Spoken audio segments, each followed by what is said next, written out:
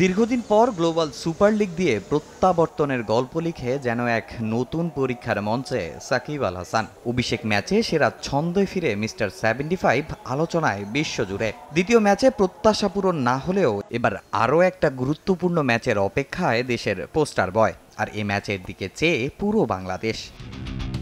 প্রথম ম্যাচে ব্যাটে বলে দারুণ পারফরমেন্সের পর আলোচনা তুঙ্গে। জাতীয় দলে কি আবারও বিবেচনায় আসবেন সাবেক বিশ্বসেরা অলরাউন্ডার? অ্যাজ আ ক্রিকেটার বাংলাদেশের গ্রেটেস্ট ক্রিকেটার হচ্ছে সাকিবুল হাসান। এটার কোনো সেকেন্ড চয়েস কারো কোনো বলতে পারবেন না।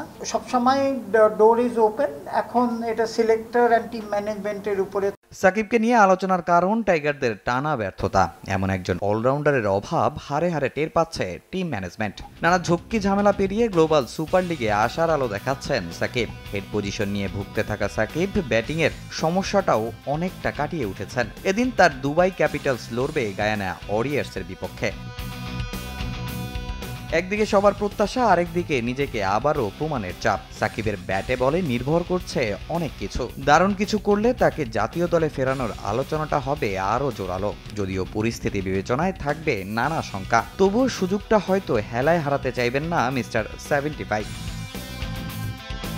সাকিবের দল দুবাই ক্যাপিটালসের জন্য এই ম্যাচটা বেশ গুরুত্বপূর্ণ। দ্বিতীয় ম্যাচ হেরে কিছুটা ব্যাকফুটে মধ্যপ্রাচ্যের ফ্র্যাঞ্চাইজিটি। শিরোপা রেসে টিকে থাকতে হলে এই ম্যাচে জিততেই হবে তাদের। বর্তমানে দুবাই ক্যাপিটালসের অবস্থান টেবিলের 4 নম্বরে। টুর্নামেন্টের নিয়ম অনুযায়ী টেবিলের শীর্ষ 2 দল খেলবে ফাইনালে।